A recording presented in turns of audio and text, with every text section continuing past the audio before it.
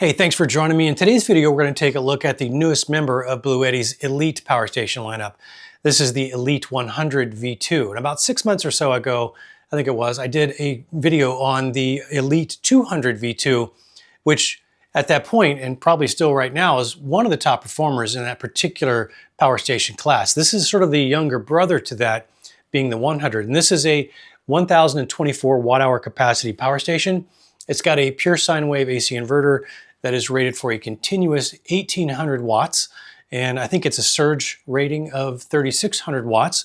Now it weighs in at about 35.3 pounds, I believe. And dimensionally, here, let me take a look at my notes. It is 12.6 inches in this direction here. It is 8.5 inches deep and then 9.8 inches high. Now in terms of solar charging, this thing has a crazy solar spec for a power station in this 1000 watt hour capacity class. This will take 1000 watts of solar. You heard me right, 1000 watts of solar. And that's the cap. Now the voltage range is 12 volts up to 60 volts, so a maximum of 60 volts, and it is capped at 20 amps. Now if you configure your solar array correctly, you can get up to 1000 watts into this thing. And that would allow you to charge this thing at a crazy rate of about maybe 1 hour via solar. I don't know, that's nuts. And it does dual charge, by the way, with AC and solar, and it will prioritize solar. And the cap on that is up to 1200 watts. Now, if you're charging it via AC, a cap on that is also 1200 watts. So if you have AC and solar plugged in at the same time, it will be pulling from the solar and then supplement up to 1200 watts with the AC, which is kind of what you want when you're using both. And as you'd expect, the Elite 100 V2 is compatible with Bluetti's mobile app. And it does have UPS capabilities. So we're going to test all that. It does not have an area light that I can see. The only other port is here on the side. This is the AC charging port at up to 1200 watts via AC. So the other ports you have on the front here are your typical 12 volt 10 amp car socket with a couple of DC 5521s, and these are capped at 8 amps. And then you've got 4 3-prong AC outlets over here. And then on the USB side, we've got 2 Type Cs and 2 Type As. The Type As, the older style, those are 15 watt ports. In the Type Cs, there is one PD 100 watt, which is good. And then there's a PD 140 watt, which is even better. So that's pretty cool. I'm very impressed with how compact this thing is for an 1800 watt power station. So enough talk. Let's get this thing out on the bench, run it through the paces and see how it performs. All right, for the first test up, let's check the usable capacity out of the DC port. We'll find out how many watt hours out of that rated 1024 watt hours we can actually get. So I'm going to pull a continuous 10 amps till the BMS shuts us down, and then we'll read the meter and we'll find out how many watt hours we actually got. So let me go ahead and fire it up. It would help if I turned on the DC outputs. All right, we are reading 13.5 volts. Let's get it started. All right, looks like our DC discharge capacity test is done. Let me zoom in here. And out of that rated 1024 watt hours, you can see here, we registered 842.3 watt hours. And that is a pretty right down the middle of the road, just a hair over 82% of that rated capacity. So, respectable DC output numbers from this Elite 100 V2. All right, let's do the wake and charge solar test. And that's basically where I start with 0% stated charge at night and I connect some solar. It's about 8 o'clock. There's a little bit of ambient sun out there right now, but it's pretty low intensity and no direct sun on the panels. And I'm gonna connect 800 watts of solar because this thing will take up to 1000 watts, but it has to be capped at 60 volts. So I've got 4 200 watt panels with a voltage open circuit on each one of those of 23 volts. If I just put them all in series, that's going to be a little over 90 volts and at least 90 volts open circuit, and that's going to burn out my charge controller and disable the ability to charge via DC. So I don't want to do that. So instead, what I'm doing is a 2S2P configuration where I take 2 panels, connect them in series. That's going to give me roughly 46 volts open circuit, and then take the other 2 panels, put them in series, and then put those 2 pairs into parallel. And that will give me basically a 43 or 46 volt open circuit configuration. And since those have a short circuit current rating of about 12 amps. This is capped at 20 amps. Since I'm putting those two series pairs into parallel, that doubles the amperage capacity to, let's see, that would be 24 amps. So I won't be able to pull the full 24. I'm only going to be able to pull 20, but that's perfectly safe for this power station because you can think of voltage as being pushed. And if I hook up too much voltage, that's being forced into the charge controller and it will break it. That will burn it out. But on the cap, that 20 amp cap, that's basically just telling me how much current this charge controller is able to pull from the available power source. But that was a long-winded way of saying I've checked the voltage on this. We're within the 60 volt limit. We should be around, actually, I think I actually read, since it's very low light conditions, I've actually read about 38 volts. So we're perfectly okay. So I'm gonna go ahead and plug that in. Let's check back in the morning and see if this thing has woken itself up and begun charging at a reasonable rate.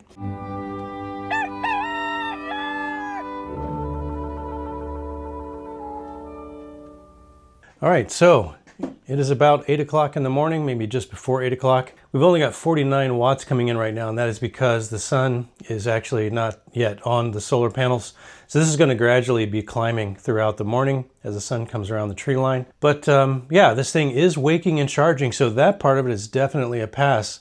I think this thing is going to charge pretty quickly, but I'm going to go run some errands and come back in a few hours, and we're just going to see how it's doing. All right, just got back from running my errands, and it is 1:39 currently. You can see we're already at 100%, so it took nowhere near a full day to recharge this thing. And it is mostly sunny today. I would say it's about 80% sunny, some puffy clouds in the sky. But I actually do know when this thing got topped off. So I got a text or a notification from the Bluetti app on my phone while I was out and about, which is really kind of cool. So you can see here, I'll just put that up on screen for you. You can see that it tells me right when it got to 100% and finished charging. So yeah, the charging spec on this Elite 100 is, dare I say, overkill. You know, I guess you can never have too much, but you know, this is probably more than most people will ever need on a power station this size. And that's not a bad thing. All right, let's do an AC discharge capacity test to find out how much usable capacity we can get out of this AC inverter. So let me go ahead and turn on the AC inverter, connect my watt meter here. And let's just see how many volts we are reading.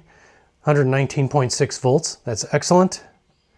And we're gonna pull about just maybe under 700 watts. So I feel like somewhere in that 50% load state or so is a good place to start for realistic expectations for what you can get out of this under normal load conditions. Because people generally aren't running these at max loads all the time. All right, so we're basically at 700 watts. So let's check back when the BMS shuts this down, and then we'll find out how many usable watt hours we can actually get out of this Elite 100 under normal conditions. Okay, looks like our usable capacity test out of the AC inverter is done. Let's go ahead and check and see how we did here. Plug this into grid power.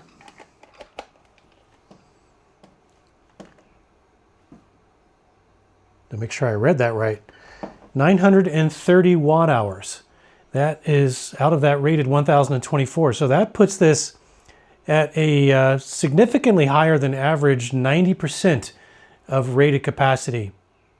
So that is a very good number, and following in the footsteps of the Elite 200, which also performed extremely well in the AC inverter capacity department. So very good numbers on the usable capacity test. All right, let's do some load testing on this Elite 100. Now it does have an 1800 watt rated continuous output AC inverter. So we're gonna make sure that it can sustain that continuous 1800 watts output for at least 10 full minutes. Now I'm currently outputting only 212 watts, but let me go ahead and give it some more load and we'll see how close to that we can actually get. This should get us pretty close. Call it 45 watts shy. Let's see if we exceed that just a little bit, if we can get away with that. This will put us over 1832. Let's start the timer and see how we do.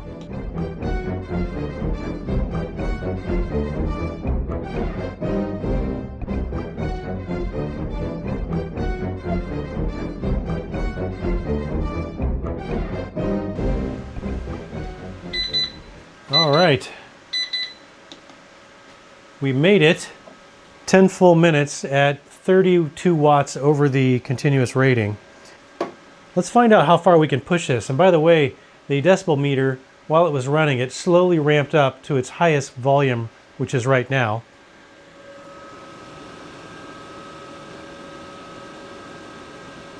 So you can kind of see how that sounds. So it got up to 67 decibels was the maximum volume. All right, let's try to take the power up a little bit and see if we can find out when this thing is going to trip. All right, let's take it up another notch. In fact, let's go ahead and start the timer here.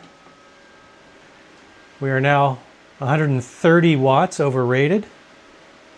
No indication yet of an overload impending. All right, so full 30 plus seconds. Let's take it up another 100 watts. All right, 2,000 watts. I'm impressed.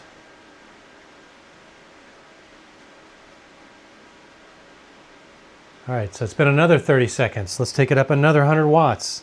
It's got to trip soon. All right, 330 watts over that 1800 watt rating. And we are still going at 30 seconds into that. So a full minute and a half over that 1800 watts. Let's do another 100 watts. We are now 432 watts overrated. I can hear the fans kicking up a notch, and we just tripped. All right, so we've made it 400 plus watts at almost 2 minutes. But that is exactly what you want. You want it to trip when it is being overloaded. But that is some very good headroom on this power station. So, load test on this Elite 100 AC inverter is a definite pass. All right, let's do a noise test on the inverter on this Elite 100 V2 and find out if it's suitable for remote power for PA systems, guitar amps, maybe ham radios, that sort of thing. So to do that, I've got this old guitar amp here, and I've got it plugged into grid power currently. So let's find out on a baseline sound what it sounds like with clean grid power.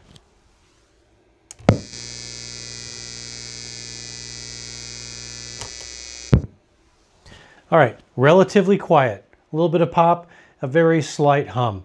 So let me transfer the power over to the AC inverter on this Elite 100 and we'll redo that test and see how it sounds. All right, I've got the old guitar amp plugged into the AC inverter over here. I've got the AC inverter turned on. Let's rerun that test and see how it sounds.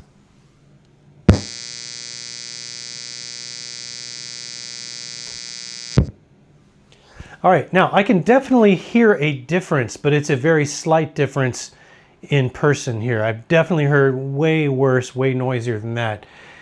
Even though I can hear a difference, I would have to say as a musician, I would still be okay with that level of noise. And of course, if you have an amplification system that has noise suppression built in, then it's a complete non-issue. But at least for me, I would still be okay with this level of noise out of the AC inverter because that is not too bad. I think that's relatively acceptable. All right, let's do a UPS test on this Elite 100. I've got my gaming PC and the monitor and the sound system and all that in a little power strip that is plugged into the AC output. And I've got grid power coming in here to the side. Now we're topped out at 100% here. And you can see we're passing through 469 watts. So we got input and output are basically matching. Let's go ahead and simulate a power outage and see if my machine can handle the switchover or whether it shuts down or reboots. So here we go. 1, 2, 3. All right, no problem. And you can see we're only outputting now. We're no longer inputting power. So let's see if it will switch back gracefully. Here we go.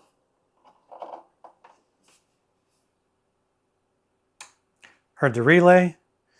We are now passing through power once again, and the gaming PC is undisturbed. So UPS mode confirmed on this Elite 100 V2. All right, let's see if this little guy will actually run a 12,000 BTU window air conditioner. I've got the AC inverter on. Let me see if it'll fire up.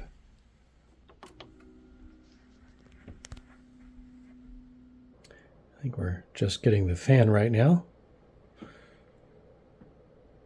Not even registering anything on the display.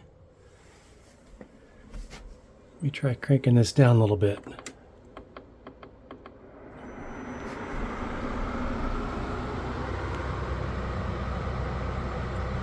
And we are running.